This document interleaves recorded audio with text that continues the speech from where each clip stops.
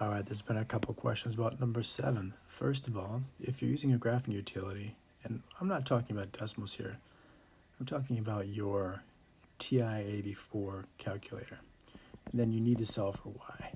So solving this equation for y, you might distribute the a squared and then isolate y, keeping in mind that when you take the square root in the end, there'll be a positive and a negative. The positive root will be the positive part of this infinity symbol, and then the negative root will be the bottom part.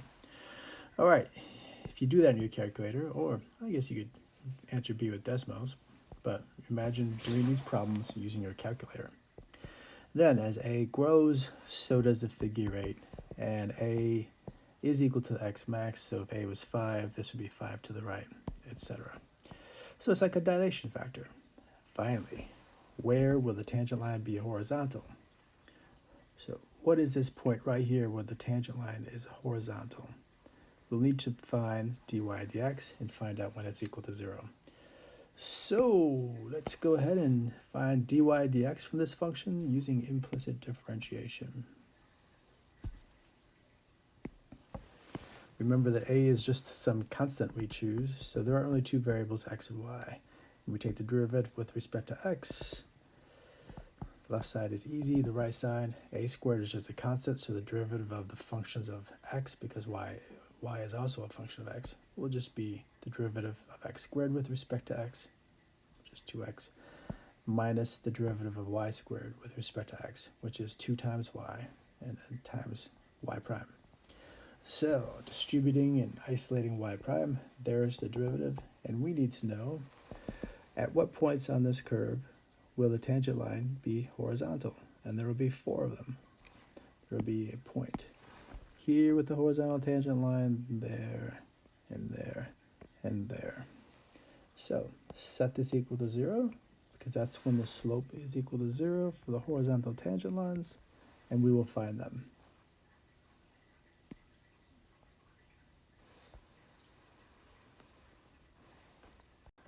So the slope will be 0 when the numerator is 0. Remember that a is just a constant, so we're just looking for the x value where these horizontal tangent lines occur, where the slope is 0. So we'll factor out the x, because factoring is always the way to go when you're solving an equation if one side of the equation is 0. All right. So, if this yellow factor times the black factor is 0, the only way you can have a product of 0 is if one of those factors is 0. So either x is equal to 0, or 2a squared minus 4x squared is equal to 0. So 4x squared would be equal to 2a squared, x squared would equal to 2a squared divided by 4. So x will equal the positive or negative square root of a squared over 2, which is a over the square root of 2, or positive or negative a root 2 over 2.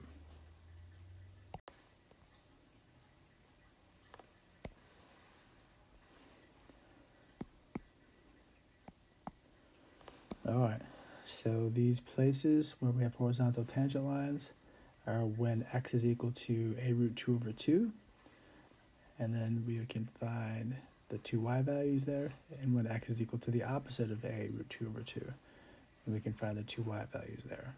Let's do that. Before we go any further though, I want to point out that root 2 over 2 is about 0.71, which would say that the x value is about 71% of the a value. And you can see that that definitely seems to make sense. About 71% of the distance to a is where these horizontal tangents occur. All right, let's go ahead and find those points. We need to use this x value to find the corresponding y value for our points. We can just substitute that x value in for x and solve for y. So raising this to the 4th power, it will always be positive. And squaring this, we get a squared times 2 over 4. And we want to solve for y. So continue on in that direction and we'll be home. distribute,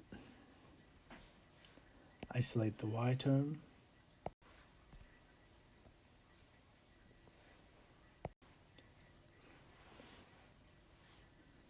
we could get common denominators here, and then eventually divide by a squared and take the square root.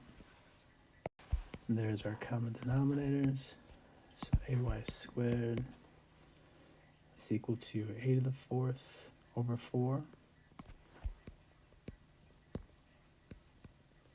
So y squared is equal to a to the third over 4. And then we'll take the square root of both sides. And y is equal to positive or negative square root of a to the third over 4. And a to the third is a squared times a. So the square root of a squared is a. The square root of 4 is 2. A halves times the square root of a. So we've got our points.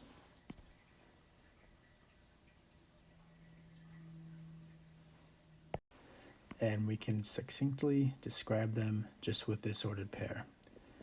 Positive, positive takes us to this point. Positive, negative takes us to this point.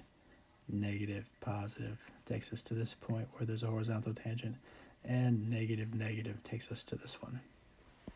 And these terms are really similar, but they're a little different. The roots are different.